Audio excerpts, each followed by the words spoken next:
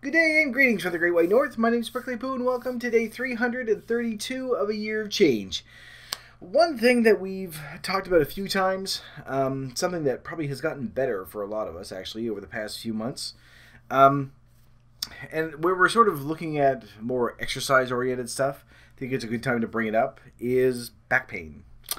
As may be very specific as opposed to just saying joint pain or regular pain in general, but for a lot of us, back pain is just sort of associated with our lifestyle. Years ago, my first bout with it was 10 years ago or more at this point, between 10 to 15 years ago. And the job I was doing, I ended up wrenching my back and was out for months. And basically was flat on my back, couldn't move, couldn't walk, couldn't do anything. Took me about an hour, hour and a half to go the 20 feet to go to the bathroom. Lots of good information there for you. And it was just all around horrible. I had lots of back medication and hospital visits and everything else. And ever since then, I've had these little recurrences. And generally speaking, it's when I do something that I shouldn't have. But here's the thing. When at my heaviest, it could be a little bit of just anything that would have set it off. It didn't have to be something where I would wrench it again or I would, lift something heavy or something like that. That obviously would do it as well. But I think for a lot of us, when we're carrying around that much extra weight, that back pain is just sort of, it's a part of what we get used to. We get used to the taunts, we get used to feeling bad about ourselves, we get used to the back pain. And every now and then I would have something that, sometimes I would just wake up and not be able to walk. And not that, walking causes pain, I wouldn't be able to walk. I wouldn't be able to lift my legs to get to a point where I could actually walk. I would actually have to hold myself up with my arms, stumble my way around and try to sit down or lay down or something. So generally speaking, I would be out for a few days from work. But since I started started eating better and losing weight and exercising and everything else, I haven't had any big resurgence like that. I've had a few things every now and then where there's been a bit of a twinge. Usually if I'm shoveling snow or if I'm doing something where I can feel it and go, I shouldn't have done that. But I haven't had any episodes where I can't walk or, can't drive, can't sit, can't do anything. Now there are two things that we need to remember with back pain. This goes for those of you who have never experienced it. One, you will never, ever experience anything as painful as back pain in your entire life. That comes from women who have gone through childbirth as well. They will say the same thing every single time. They would much rather go through the childbirth than the back pain. Number two, no one gives a shit that you're in pain when you have back pain. I'm not sure what it is about it that people just seem to sort of dismiss it. If you go into the hospital and say, I have leg pain, they think, okay, well, it could be a blocked vein. It could be, joint pain. It could be any number of things. If you go in and say, I have chest pains, well, then they rush you right in. You're probably going to die. It's probably heart pain. If you have, a migraine, they can give you something for that. When you go in and say, I have back pain, and especially if you are, among the many people that just go, it's sore. I don't know why. I didn't do anything. Generally speaking, the attitude that you get is, okay, well, your back is sore. Go the hell home. Take 2 aspirin and just go home. There's no sympathy with it, associated with it whatsoever.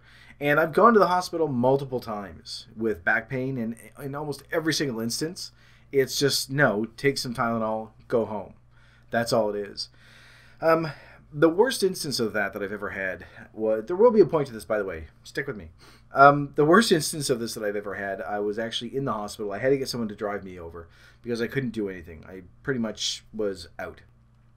And it just got worse and worse and worse because generally you get that first initial, ow, that hurt. Okay, things are all right. And then it just starts growing and growing. And of course, when it starts swelling and nerves get pinched and everything else, then you simply can't move. And I was basically being kicked out of the hospital, and they said, we need the bed. And I said, look, I understand that. I understand that there are people out there with, worse problems than I have right now. The problem is not that I don't want to leave. I can't walk. I can't move. My legs I don't have the motor skills to get my legs to actually do what I want them to do. So, anyway, they ended up giving me a shot of Demerol and screw it, Gravol. It's Dramamine, basically, is what it is, because the Demerol makes you sick. So, but it was really given with an air of disdain. When they came over, they pretty much just went into my ass, like Pulp Fiction into my ass, and then went and injected it, and then walked away. And after about 10 or 15 minutes, I was able to get up and get into a wheelchair, and get out. So that's sort of the attitude that you get when you run into having back pain. Ugh, my nose itchy. Ugh. All right. So sort of going along with that, I don't know if it's a matter of people saying, well, it's just your back is sore. So they feel that it's sort of the same thing as, well, you have sore muscles. Well, and half the time I think it's, well, no wonder. Look at you. You're 300 pounds. Of course you're going to have back pain. It's nothing serious. Go home. So there's no sympathy whatsoever when you have it. But it can be some of the most debilitating pain that you'll ever experience. When I was younger, it's not really an accident. I was clearing snow off of a big oil drum which had a shattered piece of crockery in it, and it went into my foot and then through my foot, and had to get a whole bunch of stitches all the way through. It went right down to the bone. I would rather deal with that than the back pain, and it's such a horrible pain. But as I say, we're going to get back on track. As I say, since I started exercising, since we started eating better, and I've lost a lot of the weight, I haven't had those back pains anymore. And every now and then, like I say, I'll have a little bit of it kind of hurts, but nothing to the point where I can't walk or I can't move, or I need to take extra medicine for it, or worse yet, have to wear a back brace. Now I have a back brace, and I've had to wear it a number of times, where usually you just take a hot pack or an ice pack or alternate between the two, and put that in there, and you just lay down and try not to move for 3 or 4 days. And generally, that's all that you can do. There's nothing that they can go in and say, well, we need to fix this so that you'll never have this again. But, also carrying around that much extra weight, like most men, my weight's pretty much distributed evenly, but for men, we seem to carry a lot of it in our gut. And having 80 extra pounds on top of where I am now, having that extra weight constantly sort of pulling you forward and, pulling down because just of gravity alone, of course, there's going to be constant stress on your back. So losing that weight has helped. But I think the exercise has helped a great deal as well, because it's just, even though I'm not doing like yoga and it's not like extreme exercise of what I'm doing. I'm basically just walking each day. I'm not bending myself around and go, hey, look, I can see my own asshole. It's, it's not a flexible thing. It's just simply being able to move more than I was before. And the main reason why I bring this up is because I know that there are a lot of you out there that have had back pain. Almost every single fat person in the world at some point is going to go through back pain. And whether usually it's just for me and pretty much everybody else, it's in your lower back. Very rarely that it's in your shoulders and you go, it's kind of sore. It's in your lower back. And most times it's actually classified as non-specific back pain, where you can't point to it and go, I injured myself here. So yes, there's a big knife sticking out of you. That might be the problem. It's generally just an overall, no, it's lower back pain. I don't know what the problem is. It hurts. I need someone to fix it. And there are a lot of people that have that. Not necessarily just overweight people, but there's anywhere between 80 and 90% of people are going to have it at some point during their life. Now, the reason why I bring all this up, why I've done this whole preamble, is that there was a study done by, it's actually been published in the Journal of the American Medical Association. And they started looking at lower back pain in general. There were thousands of people that they looked at. They took dozens of different studies and looked at them and said, okay, well, there has to be something in there, because right now there isn't really any standardized treatment for lower back pain. One of the quotes actually in the story that I read was, doctor says, if you have 10 different people with back pain, you're going to get 12 different opinions as to what to do. So they don't really have any standard that people can go to and follow and say, okay, well, this is what you need to do in order to, not only help yourself heal, but help yourself to prevent this from happening again. And that's the main thing. This is pretty much preventative. Once the damage is done, the damage is done, but you can lessen the frequency of your outbreaks. Yeah, it's a good word for it. So they looked at a bunch of different things. They looked at, medicine that people had. They looked at back braces. They looked at shoe insoles, like orthotics. They looked at everything. And there really is no correlation between pretty much anything being done and the relief of that lower back pain or the prevention of further injury, aside from exercise. And the exercise can pretty much be anything. It doesn't have to be something where you're all bendy and flippy around. It doesn't have to be weight training. It doesn't have to be a treadmill. It doesn't have to be anything. Just being in motion, having some sort of activity. In there, they say, everything's pointing towards it right now, looking at it, going, you know what, this is probably the best thing that you can do to prevent this from happening again. Now, I don't know if there are very many of you out there that have already gone through all this stuff, and if you're at a stage now where you've noticed, you know what, I haven't had that pain in a very long time. But I think it's very important, especially where we're looking at exercise now, that we take a look at this, because I haven't had any really bad episodes pretty much throughout this year, that I can remember anyway. If I was going to have them, I probably would have had them way at the very beginning, but I don't think I have. I did late last year, I think, before I actually started doing anything. I had, pretty bad episode where I was pretty much out for 3 or 4 days. Can't walk, you can't move, you can't sit, you can't sleep, you can't do anything. It's such a weird thing to try to describe to someone who's never had it. So for those of you that have had it, you understand exactly what I'm talking about. For those of you that have never had it, I sincerely hope that you don't ever have it. So when we're looking at something like this, and again, it doesn't go into the intensity of the exercise. It doesn't go into an exercise type. It does talk to people that like yoga and Pilates and things like that, where it's not super intense. It's not hardcore exercising. Just being able to be in motion and be a little bit more flexible that way. Basically, not sitting, which we talked about earlier on last week. Having that little bit of activity seems to really, more than anything else, prevent that lower back pain from recurring. And it makes sense, because if you think about it, a lot of us, we sit for a living. We sit when we're trying to relax because we're either watching TV or we're watching a movie or we're sitting at a computer. We're doing something like that. The majority of our lives, it's spent just sitting doing nothing. So, of course, if you sit on your foot when you're watching TV, it falls asleep and everything's all stiff. If you sleep the wrong way, your body's all stiff in the next morning. So if you have years and years and years of doing that, of course, you're not going to be as flexible, and it's not going to be as pliable as it should be. And one of the doctors that they discuss in the story as well, which, by the way, I will put a link in the description below so that you can go up and take a look at it. I'll also put a link to the actual journal entry so that you can go in and take a look at the study if you want. They said that we were built for motion, which I know it's a bit of a soundbite kind of a statement to make, but especially where we've started doing our own exercises and stuff, and things like that, we understand. I think that we get a good idea now that although we may not hit that runner's high just yet, overall we're feeling better, just in general. Even if you're only doing a 15-minute walk 2 or 3 times a week, you're feeling better just because we're doing something. And the weight loss obviously is going to help as well.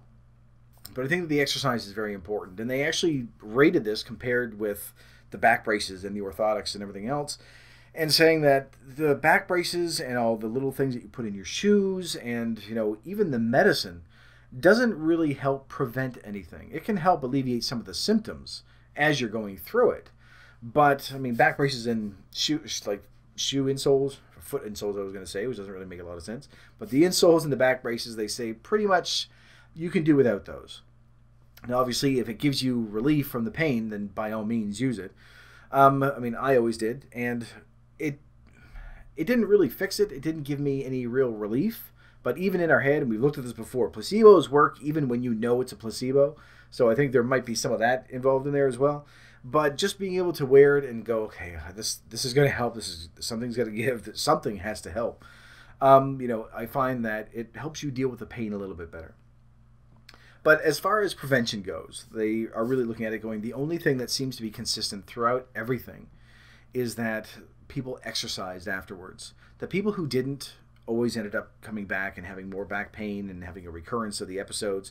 And in fact, the people that had gone and just done the exercise, that had found relief from it, when they stopped exercising, within 12 months, they came back with more back pain. So it does show that, even just doing a little bit of something, anything is better than nothing at this stage, can help prevent having those little flare-ups of back pain. And if you've ever had one, you know exactly what I mean. So although we can sort of motivate ourselves and say, yeah, I want to lose weight, or I want to get fitter, or I want to have better cardiovascular health, or I want to run a marathon at some point in the next 5 years. That's all well and good, but for some of us, that, hey, if I do this, I'm going to prevent myself from having to go through that pain ever again, is a really good motivational tool, I think. Now, this is something that, of course, they're looking at and saying, it's not conclusive. It doesn't say, well, this is obviously all that people need to do. It's enough, though, that they're saying that this is something that doctors need to start prescribing after people have, lower back pain. Once they get things fixed and they can move and things are going good, they need to actually prescribe exercise for this. It doesn't have to be something super intense. It can be something very mild, just something to keep them in motion at all times. Well, not at all times, but you know what I mean. Better than just sort of sitting and doing nothing all the time, which, again, makes sense. But the evidence that they have, it's overwhelming when they looked at it and said, if we take everything else away, the one thing that is sort of common through all the people that found relief and found a way to actually prevent this from happening again, were the ones that were doing the exercise. Regardless as to the exercise type or the intensity or the duration or any of the other stuff, as long as there's some activity going on, that seems to help prevent this quite a bit. And it's enough that they want to look into it a little bit deeper. And they said, trying to find funding for something like this, when you say, well, you want to look at funding for back pain, is next to impossible to do. I think part of that probably is because people have very little sympathy for people that have back pain. But it would be interesting to sort of follow this and see where it goes. But if you've ever had back pain, if you've gone through this, and yet, try to think back when you started exercising. Not exercising to a point where you hurt yourself, just being more active, not sitting as much as we used to, for lack of a better term. I think that you'll probably notice that the flare-ups, even if you have had them, have either been milder or, just have been less frequent. They have been for me. And again, just like everything else, because when you go and take a look at the journal story, and the story itself actually, but the journal entry, you're going to see all the same comments from people saying, well, this didn't work for me. It's like, it doesn't work for everybody. People should know that by now, that this is saying, okay, you know what, out of 30,000 people, this helped 25,000. And someone will inevitably say, well, that doesn't work at all for me. Okay, well, then you're probably one of the other 5,000 that were in there. Shut up. We understand this isn't for everybody. But the amount of evidence that's, just sort of piling up towards us should support the theory that, exercising is going to help with lower back pain. So, when we're starting to do this, hopefully you're going to notice a change for the better. I know that I have. I haven't had any really bad episodes in a very, very long time. I have shoveled snow twice this year so far since we've started doing this, and although there were a couple of times when I thought I felt something kind of go pop, which is not good, I wasn't out on my back for days afterwards, and I really do think that the regular exercise has been helping with that. So that, yeah, I might get an injury, but it's not going to put me out. It's not going to prevent me from being able to actually walk for half of the week. It's going to be sore for half the week. I can deal with that. Something that I can actually deal with, ibuprofen or, Tylenol or acetaminophen, whatever you want to call it, is if it's something that I can alleviate with that and still function, then I will still deal with that. That will be okay. I don't think I'm ever going to be rid of the back pain entirely. With mine, it's a little bit different because I know exactly what happened, what triggered it that first time. I know what damage was done. The disc just kind of went pop and came out, which was not good. To a point when it first happened that my spine, like the doctor could go, oh, there's your disc right there. So, and no, by the way, for all you Batman fans, hitting someone in the back or kneeing them in the back does not fix your back. It just turns you, into jelly. You shit yourself, and then you can't walk ever again. So, anyway, a little off topic, but the movie that bothers me all the way around for a whole bunch of different reasons, which we won't get into right now because we're trying to stay on topic. So, I found that I haven't really had any really bad episodes of it. I have little twinges here and there, but it's enough that it's annoying, but I would much rather deal with annoying than not being able to walk. And again, it's not an exaggeration that I just, it hurts too much. I cannot get my legs to move. I can't, they won't support my body. Now, obviously, the weight loss is a big part of that. Not carrying around those extra 80 pounds has helped immensely.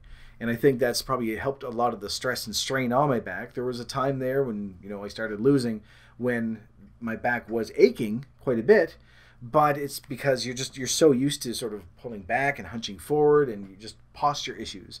trying to get your body to adjust to, losing that much extra weight that I've carried around for decades. Of course, there are going to be some little aches and pains here and there, but nothing compared to what I had gone through before. And I think that the exercise has helped a great deal with that. And the good thing is that now there is some science behind it that says, hey, you know what? This might be right. So, as I say, I'm going to put a link in the description below so you can go in, you can take a look at it. It's not really any huge, oh my God, this is such a surprise.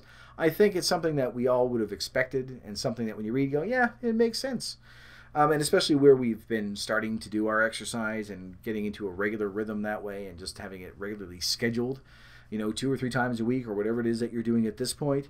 We're going to get our map figured out by the end of the week. Then it is something that I think is going to help a lot of us. Because let's face it, if you're fat, you've had back pain at one point or the other. Doesn't matter if it's from an injury or if it's from, just waking up and not being able to move, getting out of bed the wrong way, just trying to stand up out of a chair, which, yes, it happens. I've gone through it. When you're sitting in the chair, you're like, how do I get out of this without making a lot of extra noise? Because that can be embarrassing as well.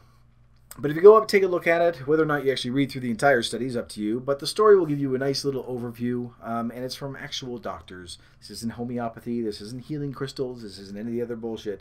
These are actual doctors that have gone through this and had it published in a proper journal. So it puts a little more weight behind it. So you can go up and you can take a look, and if you find that even if it's just for the interest of knowing the information and having that reading behind you, I think that a lot of us right now, when we're doing the exercise, it's another one of those, hey, you're just noticing now it's too quiet. You don't notice that it's gone until you actually stop and think about it. So, yeah, I haven't really had any back issues for a long time. I'm a little uncomfortable here and there once in a while, but nothing for a very, very long time, which is great. Of course, I'll probably jinx myself and wake up tomorrow and not be able to move and end up moving. But until then, I'm going to leave this video here. So thank you very much for watching. If you liked it, please vote the like button for me. In the meantime, keep yourself warm and fuzzy, and I will see you in the next video.